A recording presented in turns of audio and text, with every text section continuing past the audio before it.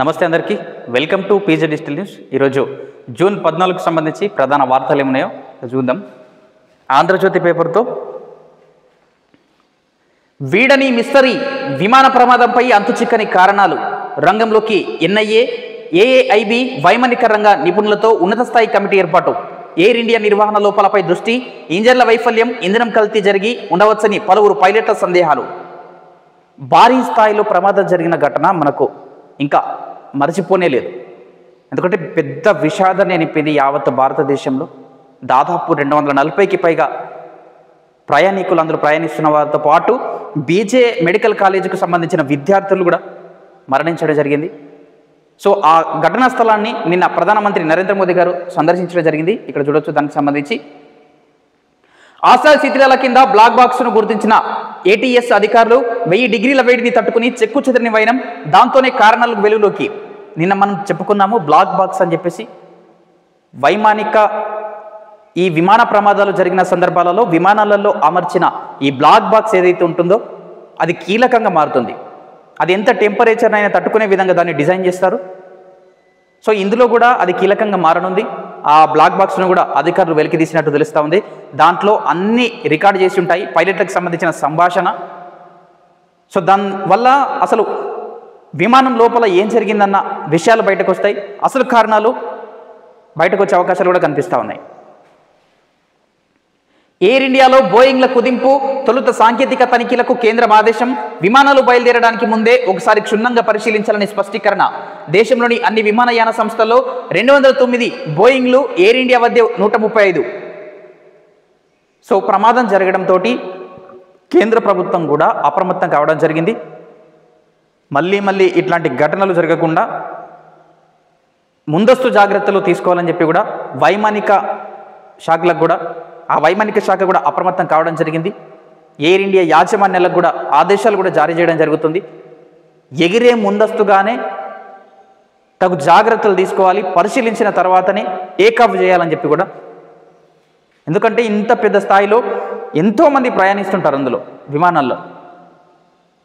మనం చూసాము ఎంత దారుణమైన పరిస్థితి అంటే, ఒక్కొక్కరు ఫ్యామిలీ అక్కడ లండన్లో మొత్తం అన్ని విధాలుగా సెట్ చేసుకొని మొత్తం సంపాదించి అక్కడ సెట్ అవుదామన్న కారణంతో ఇక్కడ నుంచి ఫ్యామిలీ బయలుదేరిన సంఘటనలు, ఎంత విషాద ఛాయలు, పిల్లలతో సహా చనిపోయారు. అందరు కూడా కాలి బూడిదయ్యారు. దారుణ ఘటనలు ఇవి. ఇట్లాంటి ఘటనలు జరగకుండా తగు చర్యలు తీసుకోవాల్సిన అవసరం కూడా ఉంటుంది. ఒకసారి చూద్దాం. ఎంతో ఆనందంగా లండన్కు బయలుదేరిన 241 మంది జీవితాలను కాల్చి బుగ్గి చేసిన ఘోర విమాన ప్రమాదంపై మిస్టరీ ముడి వీడలేదు. ప్రమాద ఘటన జరిగి 2 రోజులు అవుతున్నా దీనికి గల కారణాలు అంతుచిక్కలేదు. సాంకేతిక లోపమా, పక్షులు ఢీకొనడంతోనే ఇంత పెద్ద ప్రమాదం సంభవించిందా, అసలు ఏం జరిగింది అనే విషయాలపై పౌర విమానయాన శాఖకు స్పష్టత రాలేదు. ఈ క్రమంలో ప్రమాద కారణాలను అన్వేషించేందుకు జాతీయ దర్యాప్తు బృందం ఎన్ఐఏ అధికారులు కూడా రంగంలోకి దిగారు. ఈ ఘటనకు సంబంధించి కారణాలు ఏమై ఉంటాయన్న కోణంలో దర్యాప్తు కూడా కొనసాగుతూ ఉంది. చూడాలి మరి ఏ కారణంగా ఈ ప్రమాదం జరిగిందో. కారణాలు తెలిస్తే నెక్స్ట్ టైము జరగకుండా చర్యలు తీసుకునే అవకాశాలు కూడా ఉంటాయి. దానికి కూడా ఉపయోగపడుతుంది.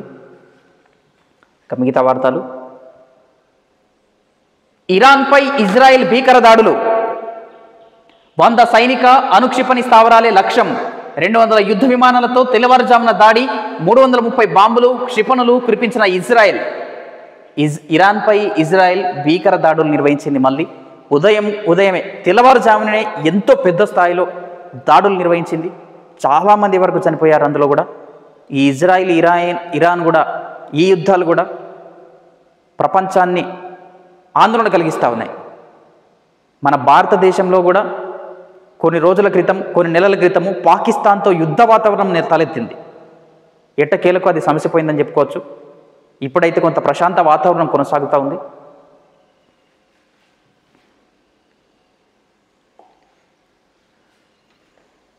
ఇష్టరీతిన ఫీజులు పెంప, ఇంజనీరింగ్ కాలేజీలో ఇప్పటికే ఫీజులు చాలా ఎక్కువగా ఉన్నాయి. ప్రతిభ కలిగిన పేద విద్యార్థులు ఫీజు చెల్లించలేని స్థితిలో ఉన్నారు. విద్యార్థులపై భారం పడకుండా చూడండి, ఉన్నతాధికారులతో సీఎం రేవంత్ రెడ్డి గారు సమీక్ష నిర్వహించారు. ఇంజనీరింగ్ కాలేజీలలో విచ్చలవిడిగా ఫీజులు వసూలు చేస్తూ ఉన్నారు. కన్వీనర్ కోట అయినప్పటికీ కూడా అవి కూడా చెల్లించుకోలేని స్థితిలో విద్యార్థులు ఉన్నారు. సో వారిపై భారం పడకుండా తగు చర్యలు తీసుకోవాలని చెప్పి అధికారులు కూడా ఆదేశించడం జరిగింది. సో మరి ఇవి ఎంతవరకు అమలవుతాయి చూడాలి మరి. ఎందుకంటే ప్రైవేటు విద్యా సంస్థలలో, ప్రైవేటు కళాశాలలలో ఫీజుల దోపిడీ విచ్చలవిడిగా పెరుగుతూ ఉన్నది. చాలామంది పేద మధ్యతరగతి విద్యార్థులు చెల్లించలేని స్థితిలో ఉన్నారు. ఫీజుల నియంత్రణ కోసము చట్టాలు తీసుకొస్తే ఎంతో బాగుండేదని చెప్పి కూడా ప్రజలంతా కూడా, విద్యార్థులు, మేధావులు కూడా అభిప్రాయపడుతూ ఉన్నారు. ఫీజుల నియంత్రణ చట్టాలు తీసుకొస్తే ఇట్లాంటి సమీక్షలు కూడా అవసరం ఉండవు. ఈ సమీక్షలకు వారు వింటారో లేదో నాకైతే తెలియదు, కానీ చట్టాలకు మాత్రం ఖచ్చితంగా లోబడి ఉండాల్సిన అవసరం అయితే ఉంటుంది. చట్టాలు తీసుకొస్తే బాగుండేది. కొత్తగా 571 ప్రభుత్వ స్కూళ్ళు, గ్రామాలు, పట్టణాల్లోని బడుల్లో 20 మంది కంటే ఎక్కువ విద్యార్థులు ఉన్న చోట్ల ఏర్పాటు. నాణ్యమైన విద్యకు ఎంత ఖర్చైనా ఓకే. హై స్కూల్ నుంచే నైపుణ్యాభివృద్ధి ఉండాలి. అప్పుడే విద్యార్థులు ఇష్టమైన రంగాల్లో రాణిస్తారు. విద్యాశాఖ సమీక్షలు సీఎం. ఉస్మానియా జలమండలి ప్రజారోగ్యంపైన ముఖ్యమంత్రి సమీక్ష. కొత్తగా మరో 571 పాఠశాలలు, ప్రభుత్వ పాఠశాలలు నెలకొల్పేందుకు ప్రభుత్వం రంగం సిద్ధం చేస్తుంది. మంచి విషయమే ప్రభుత్వము ఈ విధంగా చర్యలు తీసుకోవడం. ఇంకొక విషయాన్ని కూడా ప్రభుత్వాలు దృష్టిలో పెట్టుకోవాల్సి ఉంటుంది. ఉన్న ప్రభుత్వ పాఠశాలల్లో కూడా కనీస వసతులు కల్పన లేక చాలా పాఠశాలలు మరుగున పడుతూ ఉన్నాయి. ఆ పాఠశాలలన్నీ సమాచారం సేకరించి వాటిని కూడా చక్కదిద్దాల్సిన అవసరం రాష్ట్ర ప్రభుత్వంపై ఖచ్చితంగా ఉంటుంది. కొత్త స్కూళ్ళు ప్రారంభించడం సంతోషమైన విషయమే. పాత స్కూళ్ళని కూడా మెరుగుదిద్దాల్సిన అవసరం ఉంటుంది. ఇప్పటికే 2 రోజులు అవుతుంది పాఠశాలలు ప్రారంభమై. చాలా పాఠశాలలలో శిథిలావస్థకు చేరిన భవనాలు కూడా ఉన్నాయంట. సో వాటిపై కూడా ప్రత్యేక దృష్టి సారించాలి ప్రభుత్వాలు.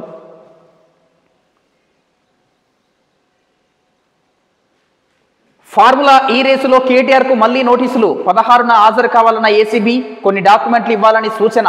ఛార్జీ షీటు దాఖలకు ఏసీబీ కసరత్తు.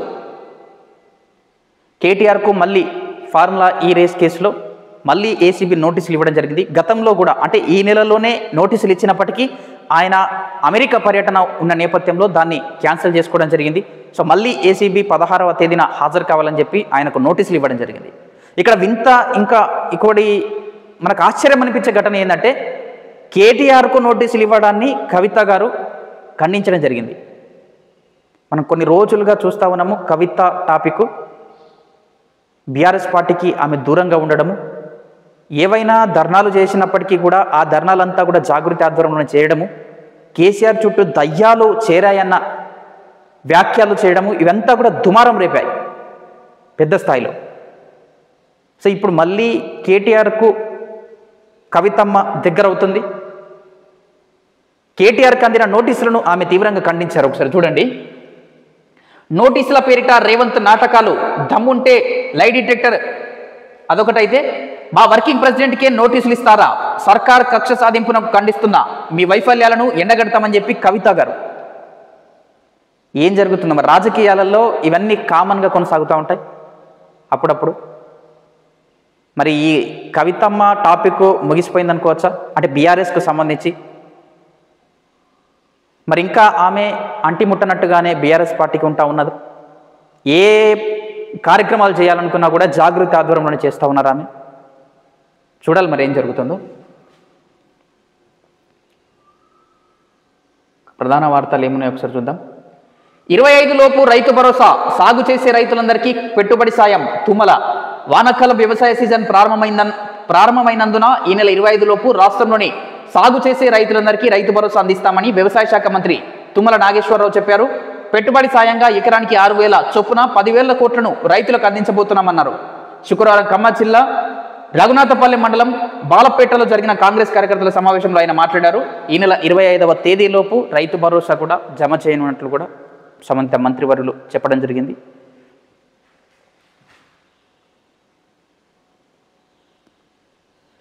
డిఏ వచ్చేసింది. 3.64% డిఏను విడుదల చేసిన రాష్ట్ర ప్రభుత్వం జూలైలో అందుకునే వేతనంతో పాటు చెల్లింపు. ఉద్యోగులు, పెన్షనర్లకు తీపి కబురు. కరువు భత్యాలు ఇవి ఉద్యోగులకు శుభవార్త అని చెప్పొచ్చు. DA 1ను విడుదల చేయడం జరిగింది. గతంలో అంటే ఇటీవల కాలంలో రాష్ట్ర ప్రభుత్వం ప్రకటించింది 2 డిఏలను ఈ సంవత్సరం విడుదల చేస్తామని చెప్పి. అందులో భాగంగానే ఒక డిఏను ఈ నెలలో విడుదల చేయనున్నారు. నెక్స్ట్ జూలైలో వేతనాలు తీసుకునే సందర్భంలోనే ఈ డిఏలు వారికి చెల్లించనున్నారు. చూడండి ఒకసారి. రాష్ట్ర ప్రభుత్వ ఉద్యోగులు పెన్షనర్లకు శుభవార్త. పెండింగ్లో ఉన్న 5 కరువు భత్యాలను ఒక డిఏను ప్రభుత్వం విడుదల చేసింది. ఇటీవల జరిగిన మంత్రివర్గ సమావేశంలో 2 డిఏలు ఇవ్వాలని ప్రభుత్వం నిర్ణయించింది. ఆ మేరకు 2023 జనవరి 1కి సంబంధించిన 3.64% డిఏను శుక్రవారం విడుదల చేసింది. ఇందుకు సంబంధించిన ఉత్తర్వులను ఆర్థిక శాఖ ముఖ్య కార్యదర్శి సందీప్ కుమార్ సుల్తానియా జారీ చేశారు. తాజా డిఏతో ఉద్యోగులు పెన్షనర్లకు కరువు భత్యం 26.39% నుంచి 30.03%కి పెరగనుంది. ఈ పెరిగిన డిఏ 2023 జనవరి 1 నుంచి అమలు కానుంది. ఈ డిఏకు సంబంధించిన నగదును జూన్ నెల వేతనంలో కలిపి జూలైలో చెల్లిస్తారని చెప్పి కూడా. మిగతా వార్తలు. ఘటనా స్థలంలో లేనప్పుడు అట్రాసిటీ సెక్షన్లు ఎలా వర్తిస్తాయి? క్వాష్ పిటిషన్పై రేవంత్ తరపున వాదనలు. త్వరగా వాదనలు పూర్తి చేయాలని ఫిర్యాదుదారుకు హైకోర్టు ఆదేశాలు. గతంలో ప్రస్తుతం ఉన్న సీఎం రేవంత్ రెడ్డి గారికి సంబంధించి గతంలో అట్రాసిటీ కేసుకు సంబంధించి ఫిర్యాదు రావడంతో అది కోర్టులో నడుస్తూ ఉంది. నిన్న హైకోర్టు విషయానికి రావడం జరిగింది. చూడండి ఒకసారి. ఓ భూ వివాదంలో కులం పేరుతో దూషించారని ఆరోపిస్తూ నమోదైన కేసును కొట్టివేయాలని కోరుతూ సీఎం రేవంత్ రెడ్డి దాఖలు చేసిన క్వాష్ పిటిషన్పై హైకోర్టు శుక్రవారం వాడివేడి వాదనలు కొనసాగాయి. ఘటనా స్థలంలో లేని తనపై SC/ST అట్రాసిటీ కేసు పెట్టడం చెల్లదని రేవంత్ రెడ్డి పేర్కొనగా దిగువ కోర్టులో ట్రయల్ ముందుకు సాగకుండా అడ్డుకుంటున్నారని ఫిర్యాదుదారు వాదించారు.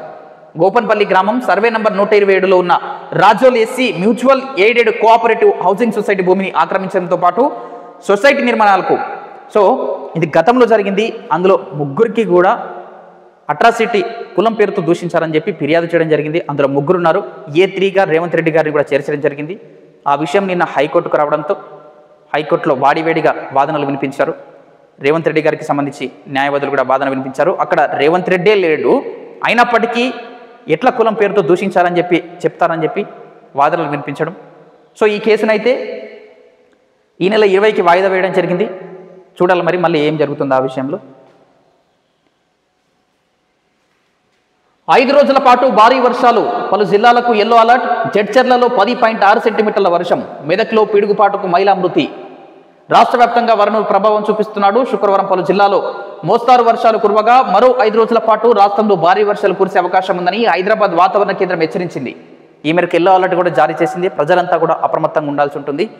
మనం రీసెంట్గానే చూసాం. 2 రోజుల క్రితం ఆదిలాబాద్ జిల్లాలో పిడుగుపాటు ఘటనకు దాదాపు 6 మృత్యువాత పడ్డారు. అందులోనూ వారంతా కూడా రైతులే. వ్యవసాయ పనుల్లో నిమగ్నమైన సమయంలో పిడుగుపడడంతో అందరూ కూడా మృతి చెందడం జరిగింది. దాదాపు 8 మంది చికిత్స పొందుతూ ఉన్నారు.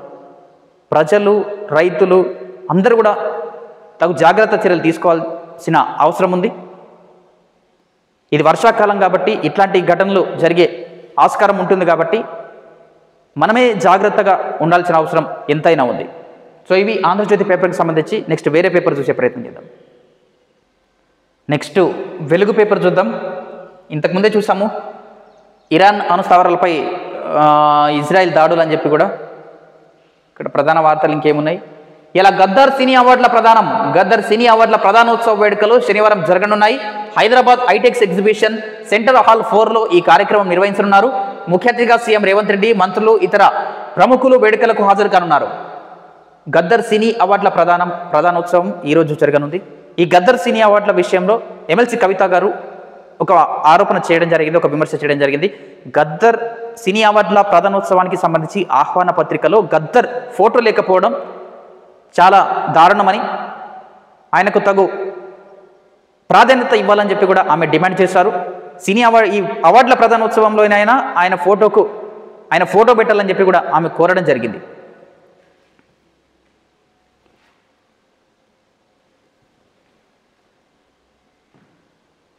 రెండు 265కు పెరిగిన మృతుల సంఖ్య. మృతుల్లో 241 మంది ప్రయాణికులు, 24 మంది మెడికోలు, ఇతరులు. గాయపడిన వాళ్ళలో మరికొంతమంది పరిస్థితి సీరియస్. మృతుల సంఖ్య పెరిగే అవకాశం అని చెప్పి కూడా ఈ విమాన ఘటనకు సంబంధించి 265 మంది మృత్యువాత పడడం జరిగింది. ఈ 265 మంది అంటే వీరు మాత్రమే కాదు, వీళ్ళంతా కుటుంబాలు కూడా ఎంత క్షోభను అనుభవిస్తున్నాయో దారుణమైన ఘటన అని చెప్పొచ్చు. భారతదేశంలో ఇటీవల కాలంలో చాలా వరకు ఇట్లాంటి ఘటనలు, అటు వైమానిక ఘటన జరగడం, ఇప్పుడు ఇది రీసెంట్గా అంతకుముందు పహల్గామ్ దాడి. సో ఇట్లా ఈ ఘటనలు బెంబెలెత్తిస్తూ ఉన్నాయి చాలా వరకు.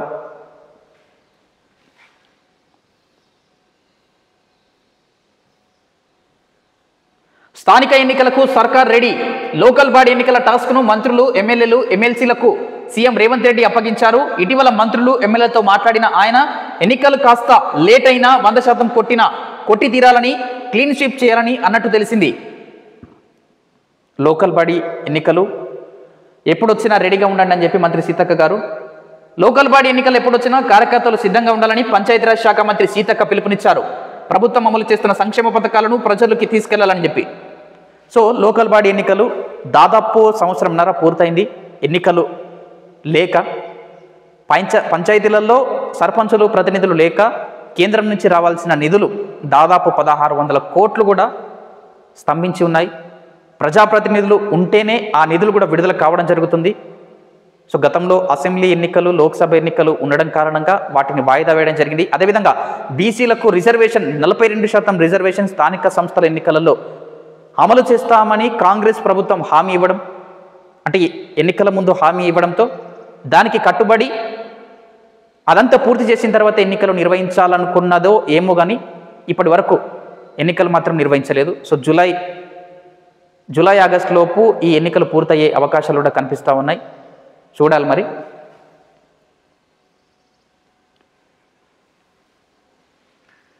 ఇక ప్రధాన వార్తలు. లైట్ డిటెక్టర్ చేయించుకుందాం రా. పాలన వైఫల్యాలను కప్పిపుచ్చుకునేందుకు నోటీసుల పేరుతో సీఎం రేవంత్ రెడ్డి నాటకాలు ఆడుతున్నారని బీఆర్ఎస్ వర్కింగ్ ప్రెసిడెంట్ కేటీఆర్ అన్నారు. ప్రజల దృష్టి మళ్లించేందుకు రోజుకో వేషం కడుతూ తనపై కుట్ర చేస్తున్నారని మండిపడ్డారు. 10 ఏళ్ల కింద నోట్ల కట్టలు ఉన్న బ్యాగుతో రేవంత్ రెడ్డి రెడ్ హ్యాండెడ్గా దొరికిపోయాడు. ఆ ఏసీబీ కేసు ఇంకా పెండింగ్లోనే ఉందని గుర్తుంచుకోవాలి. ఇక్కడ కేటీఆర్ గారికి మళ్ళీ ఏసీబీ నోటీసులు ఇవ్వడము, లైట్ డిటెక్టర్కు సిద్ధమా అని చెప్పి కూడా కేటీఆర్ గారు సీఎం రేవంత్ రెడ్డి గారికి సవాల్ విసరడం, ఇవి కొంచెం హాట్ టాపిక్గా మారాయి. ఏం జరుగుతుందో ఈ విషయంలో. ఇంకా ప్రధాన వార్తలు ఏమున్నాయి. రాజాసింగ్కు సంబంధించి నాకు బెదిరింపు కాల్స్ వస్తే ఎఫ్ఐఆర్ నమోదు చేయరా? మరి కమాండ్ కంట్రోల్ కట్టించి టైంపాస్ కోసమా? రాజాసింగ్ 100 కోట్లు పెట్టి పోలీస్ కమాండ్ కంట్రోల్ సెంటర్ను టైంపాస్ కోసం కట్టారా అని ప్రభుత్వాన్ని బీజేపీ ఎమ్మెల్యే రాజాసింగ్ ప్రశ్నించారు. సాధారణంగా బెదిరింపు కాల్ ఎవరికైనా వస్తే వెంటనే ఆ ఫోన్ చేసే వ్యక్తిని గుర్తించి అరెస్టు చేస్తారని ఒక ప్రకటనలో తెలిపారు. కానీ సిట్టింగ్ ఎమ్మెల్యే అయిన తనపై బక్రీద్ కంటే ముందు నుంచి 100 బెదిరింపు కాల్స్ వచ్చినా కనీసం ఎఫ్ఐఆర్ కూడా నమోదు చేయలేని పరిస్థితిలో పోలీసు అధికారులు ఉన్నారని విమర్శించారు. రాజాసింగ్ గారు ఆయనకు బెదిరింపు కాల్స్ వచ్చిన విషయంలో పోలీసులకు ఫిర్యాదు చేస్తే ఎఫ్ఐఆర్ కూడా ఫైల్ చేయలేదని చెప్పి కూడా ఆయన మండిపడ్డ తీరు. సో జూన్ 14కు సంబంధించి ప్రధాన వార్తలు ఇవి. చూస్తూనే ఉండండి మన పీజే డిజిటల్ న్యూస్. నేను మీ ప్రదీప్ జిల్లెడ్వాల్.